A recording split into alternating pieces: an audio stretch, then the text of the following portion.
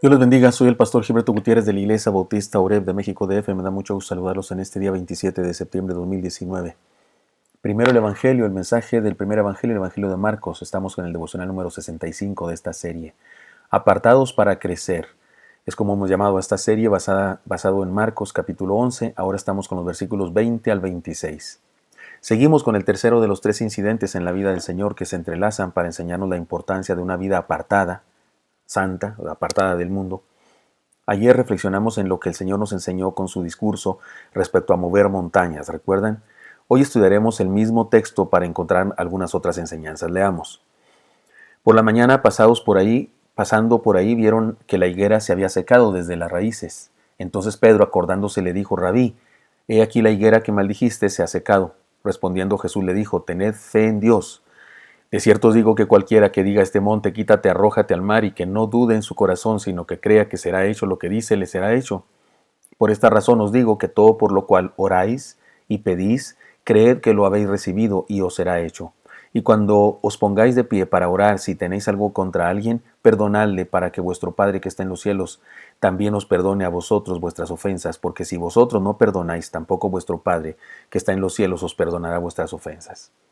Hemos aprendido dos cosas: que al Señor le agrada la gente que tiene fe, y en segundo lugar, que al Señor le agradan los movedores de montañas. Y ya dijimos ayer que una manera de definir los movedores de montañas son gente tenaz, persistente, que no desiste por nada, que se propone algo en fe, en confianza absoluta en Dios, y sigue adelante hasta lograrlo, porque sabe que Dios le ayudará. No depende de su fuerza, de su inteligencia, sino de la grandeza de nuestro Dios en quien creemos. He aquí la enseñanza de hoy. Al Señor le agradan aquellos que se aquellos que se mantienen en contacto. Él sabía que estaba por separarse de ellos en forma física, pero sabía que podría mantener el contacto por medio de la oración, así que les insta a mantenerse en oración. Nótese que aquellos de moveros de montañas y luego después la oración son temas diferentes. No habló el Señor de mover montañas en relación a la oración. Primero habló de la posibilidad de mover montañas y luego después dice la oración. Así es que cuidado con relacionarlo, porque de repente pensamos que se trata de eso, que oramos al Señor y le pedimos que nos mueva una montaña del lugar y ¿qué va a suceder? Son cosas diferentes. Pero sí, el Señor ahora les habla de mantener el contacto. Él está a punto de separarse de ellos físicamente porque va rumbo a Jerusalén para ser crucificado. Y por eso, antes de separarse de ellos, les prepara para estar en contacto siempre con Él. Si antes oraban con ardor al único Dios verdadero, ahora deben orar al mismo Dios por el conocimiento de su Hijo, que es el mismo Señor a quien ellos están conociendo en ese momento. Cuánta falta nos hace orar, juntos y a solas, orar por nosotros mismos y por los demás, por nuestros gobernantes, como nos enseña la palabra, por los pobres, por otras iglesias, etc. Vivimos la era de las comunicaciones, teléfonos celulares, internet, satélite, etc. Son manifestaciones del ser humano y su necesidad de mantenerse comunicado con la gente.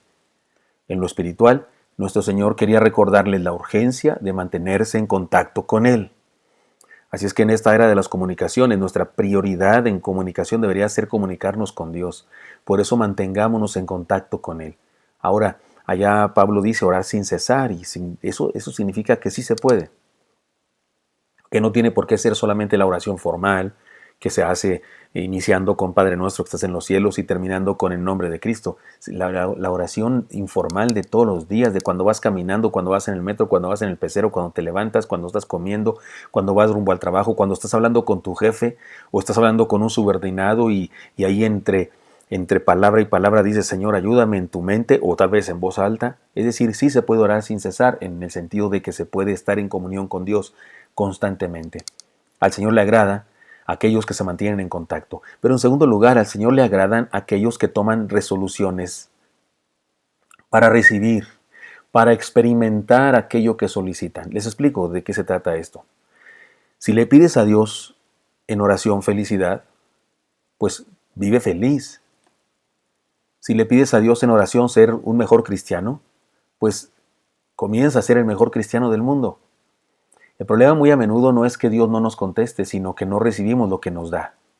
De hecho, Él ha hecho de nosotros nuevas criaturas, con un potencial extraordinario. Solo tenemos que ser conscientes de la naturaleza que hemos recibido de Él y vivir de esa manera. La palabra que en nuestra versión se traduce recibiréis, Algunos la traducen como ya recibisteis. De hecho, la versión que leímos ahora sí dice en presente, ya lo tienes, ya lo recibiste. En tiempo presente, porque Dios no nos hace esperar cuando solicitamos las cosas que Él ha planeado darnos de antemano. El problema de muchos creyentes es que no abren sus brazos lo suficiente para recibir lo que Dios quiere darles. Pero si le pedimos lo que Él pediría, porque eso es lo que significa pedir en su nombre, pedir lo que Él pediría. Si pedimos las cosas que su palabra dice que Él quiere darnos, entonces recibámoslo, entonces abramos los brazos para recibirlo. Les cuento una anécdota, la he contado antes ya, pero recuerden ustedes.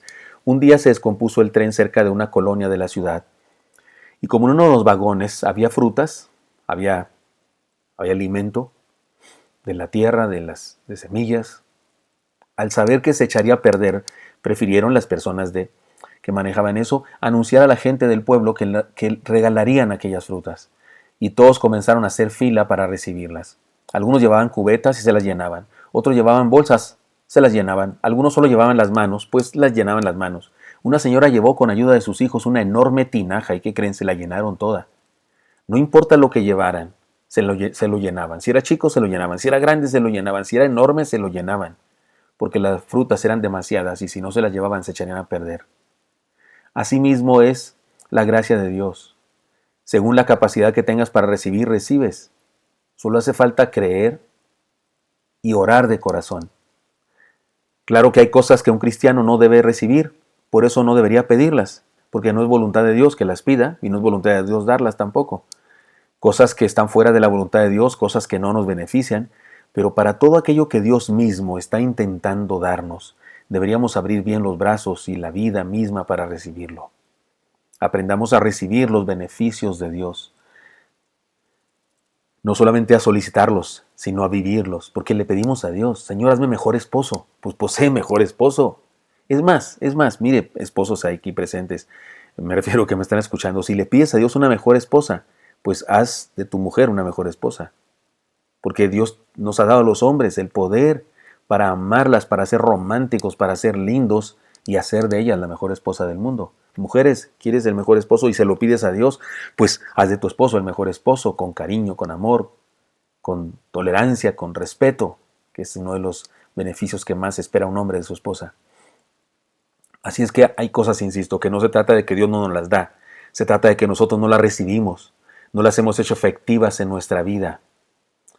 Entonces, dos enseñanzas el día de hoy. Al Señor le agradan aquellos que se mantienen en contacto y al Señor le agradan aquellos que toman la resolución de recibir, porque personas así son distintas al mundo, son aparte del mundo. Personas así se han apartado de la tragedia del mundo, en donde es exactamente al revés.